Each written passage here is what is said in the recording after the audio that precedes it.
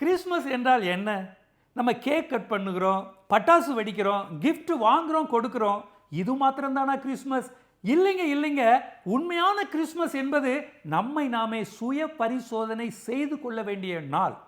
இயேசு கிறிஸ்து என் உள்ளத்தில் பிறந்த நாள் முதற்கொண்டு இந்த நாள் வரைக்கும் பிறந்த அந்த கிறிஸ்து என் உள்ளத்தில் வளர்ந்திருக்கிறாரா, என் வாழ்க்கையில் அவர் வளர்ச்சி அடைந்திருக்கிறாரா என்பதை சுய பரிசோதனை செய்து கொள்ள வேண்டிய நேரம். நான் கிறிஸ்துவை போல சிந்திக்கிறேனா, கிறிஸ்துவை போல பேசுகிறேனா, கிறிஸ்துவை பற்றும் விசுவாசத்தில் நான் வளர்ந்திருக்கிறேனா, இதை நம்ம சுய பரிசோதனை செய்து கொள்ள வேண்டும். ரெண்டாவது, தேவதூதன் சொல்லுகிறான், பயப்படாதீர்கள், இதோ எல்லா ஜனத்திற்கும் மிகுந்த சந்தோஷத்தை உண்டாக்கும் நற்செய்தியை உங்களுக்கு அறிவிக்கிறேன்.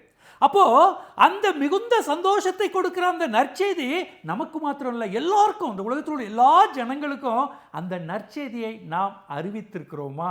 ஏசப்பா நமக்கு கொடுத்த தாளந்தின் மூலமாக அந்த நற்செய்தியை எத்தனை ஜனங்களுக்கு நம்ம கொண்டு போய் சேர்த்திருக்கிறோம் என்பதை சிந்தித்து பார்க்க வேண்டும். இந்த கிறிஸ்துமஸ் காலங்களிலும் நாம் அப்படி சிந்தித்து பார்ப்போம். இன்னும் கிறிஸ்துக்குள்ளாக நம்ம வளர்ச்சி அடைவோம். கர்த்தர் நம்மை ஆசீர்வதிப்பார்.